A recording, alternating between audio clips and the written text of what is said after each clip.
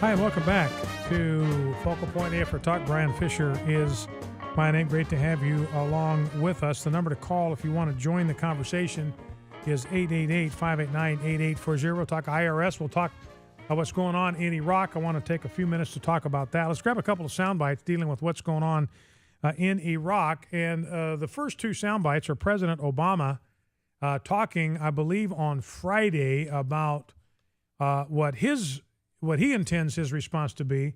And by the way, just as an item of clarification, I want to be clear on this because what we pursue here at Focal Point is the truth. And where Obama is to blame, we are going to blame Obama. But where President Bush is to blame, we're going to blame President Bush. Now, to be clear, Andy McCarthy's got a good piece on this. The timetable, listen to me, this is important to understand, to have a full-fledged and accurate and truthful understanding of what's going down. The timetable for the withdrawal of American troops from Iraq was George Bush's idea. George Bush drew up that timetable before he left office. So the timetable, that one is on Bush. Now, President Obama was eager to follow that timetable, did so eagerly, salivated over the prospect, but it's not his timetable. This was President Bush's timetable. This is what Andy McCarthy says. It was not Obama who agreed to the withdrawal schedule. It was President Bush. And it was not Obama who turned Iraq into an Islamic supremacist state. Long before Obama came to power, or Bush for that matter, Iraq was an Islamist country rife with Sunni and Shiite militants who agreed on little else besides their devotion to Sharia and their abhorrence of the West. So you can't blame Bush or Obama for what's going on in Iraq, because Iraq is Iraq. They've always been this way. Islam has been this way since the 7th century A.D. So you can't blame what's going on in Iraq right now on either Bush or Obama. That's just Iraq. That's what it means to live in the Muslim world where Muslim law, Sharia law, is dominant. But the timetable, that's something that Bush established. And there's something called a Status of Forces Agreement, SOFA for short, SOFA. And McCarthy describes this. In the SOFA, the Status of Forces Agreement, the Bush administration agreed to strict withdrawal deadlines that invited al-Qaeda to catch its breath, wait out the United States, then resume the jihad as Americans were leaving. All American combat operations were to cease in mid-2009, and at the end of 2011, all American forces would pull out of Iraq. Now, all that is Bush's doing. The cessation of hostilities in 2009, pulling all forces out 2011, that one is on President Bush. But anyway, our forces are gone. We talked about those contractors. They had to pick up weapons and use the weapons of the Iraqi military that dropped them and ran.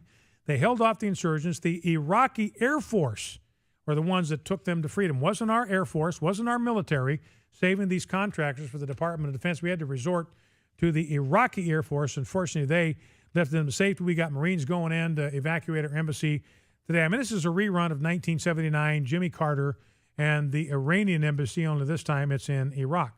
Now, here is President Obama on Friday talking about his approach to the situation in Iraq, and I actually agree with him on what he says here. We will not be sending U.S. troops back into combat in Iraq, but I have asked my national security team to prepare a range of other options that could help support Iraq security forces, and I'll be reviewing those options in the days ahead. So he says, look, we will not be sending U.S. troops back into combat in Iraq, and I agree with that. Now, I realize we may have differences in this listening audience. I'd be happy to talk about these. I do not want to spend one more American dollar in Iraq. I do not want to spill one more drop of blood from an American soldier in Iraq. There is no way to redeem that place. There's no way to save that place. There's no amount of money that we could spend. There are no number of American lives that we could sacrifice to any good purpose in Iraq. This is what Andy McCarthy says about Iraq. In reality, Iraq remains an incorrigible Sharia society in which the persecution of religious minorities and homosexuals is routine. Far from democratizing the country in any cultural sense, Bush officials, and I'm with Andy McCarthy on this, this is on Bush. I said this from the beginning of the invasion in Iraq. The only thing that's going to determine whether this invasion is a success or a failure is if we go in and when we leave behind in Iraq with genuine protections of religious liberty for Christians. Did not happen. I mean, the few Christians that are left are now fleeing for their lives. Used to be a couple of million Christians in Iraq, down now to about 500,000, and most of those now are running for the hills because their lives are forfeited. And this is all on Bush. Bush made absolutely no effort to provide religious liberty for Christians in Iraq.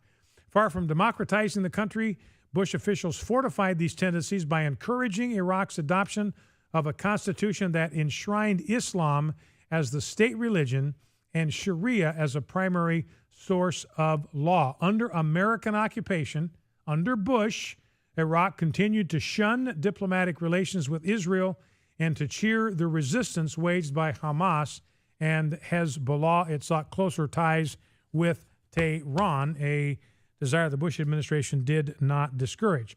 So anyway, I'm in agreement with President Obama here. No more troops in Iraq. I don't want them going in there.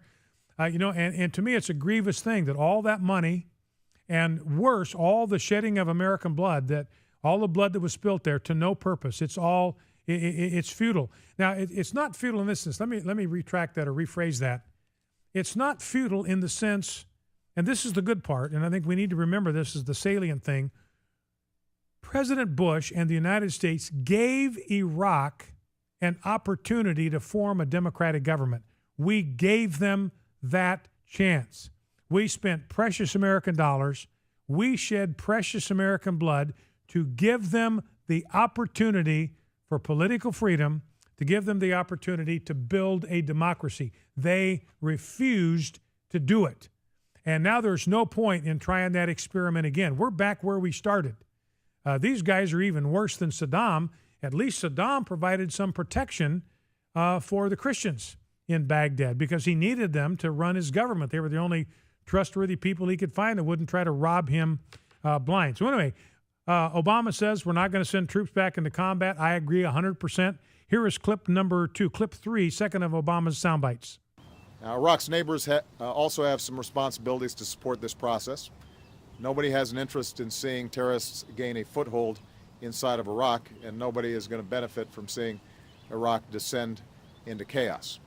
So the United States will do our part, but understand that ultimately it's up to the Iraqis as a sovereign nation to solve their problems. Again, wonder of all wonders, I agree with President Obama a second time. These are the first two things he's ever said in his life with which I've agreed, and I agree wholeheartedly. This is up to the Iraqis as a sovereign nation to solve their problems. Now, Bill Maher says it in his own distinct way. Let's drop down to clip 7 if we can, Rob, and grab this before we go to the phones. The number to call is 888-589-8840 if you want to join the conversation, 888-589-8840. Here's Bill Maher talking about what he thinks ought to happen in Iraq. More philosophically, we were arguing about this area of the world a couple of months ago on this show, and I said, because liberals get mad at me when I talk about the Muslims, because I think they don't read the paper. And I said, in the 16th century, I would be criticizing the Christians, because in the 16th century, Protestants and Catholics spent the entire century slaughtering each other. But that's the 16th century, when the world was too Christian, too religious on the Christian side. This seems to be like the moment when the Muslims are having their 16th century. The Sunnis and the Shiites are going to have this out, and we just have to let them have it. And there's nothing we can do about it. Nothing. And I think he's exactly right. There is nothing we can do about it. We have no choice here but to allow the Sunnis and the Shiites to duke this out, and whoever remains standing remains standing. As Sarah Palin said, and she was right, we just need to let them go at each other and let Allah sort it out. 888-589-8840 is the number to call. Now back to Lindsey Graham. I've got my issues with Lindsey Graham, but clip number 4, Lindsey Graham is actually pretty dialed in on the threat that Islam represents. He's on with Bob Schieffer yesterday, and he's warning us here about where this all is headed. Let's listen. If the central government in Iraq collapses, and that's the goal of ISIS, Iran will own the southern part of Iraq. That's where the Shias live. They can operate ISIS from Baghdad to Kurdistan all the way into Syria. They will eventually march on Jordan and Lebanon. Our best ally in the region is the King of Jordan, and they will attack us from that part of Iraq and Syria, according to our own national Director of National Intelligence, FBI Director. The next 9/11 is coming from here. That's a very serious. That's what they say, statement. and I agree with them. You think that we could have another? Oh, I think 9/11? it's inevitable. The seeds of 9/11s are being planted all over Iraq and Syria. You don't have to believe me. This is what they're telling you they're going to do. They're not hiding their agenda. They want an Islamic caliphate that runs through Syria and Iraq. They're going to take the King of Jordan down because he's an infidel in their eyes as much as we are, and they plan to drive us out of the Mideast by attacking us here at home. And this is what Representative Mike Rogers says, clip number 5, talking about the same issue. Let's listen. This is an al-Qaeda-minded group that is using all of the tactics of brutality to subdue Mosul and to Tikrit and other places. This is as dangerous as it gets. Why? We have thousands of Westerners and Americans in both eastern Syria and Iraq who have Western passports. This is like You're talking about these are members of ISIS. Well, they're showing up to fight extremists, and so some are to fight with the extremists. Exactly. Yeah. They're fighting with al-Nusra in Syria or ISIS, and they will go with winners. And so this is what's so dangerous. At some point, even ISIS was saying, and this has got into the dispute with al-Qaeda leadership, we want to do external operations.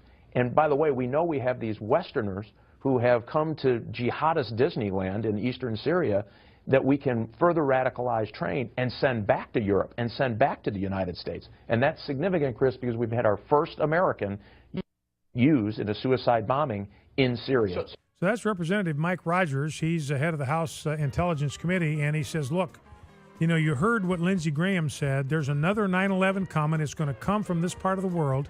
It's going to come out. It's going to grow out of what's happening in Iraq and Syria. They anticipate that these guys are going to go down and they're going to overthrow the King of Jordan, and then that's going to become the launching pad for attacks on Israel and more attacks on the United States. Another 9/11 coming. That's what our intelligence people are telling us.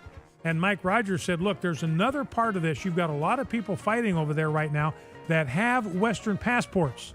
They are learning how to engage in jihad. They've got Western passports. They're going to come back to the U.S. and do the same thing here. Focal Point AFR Talk.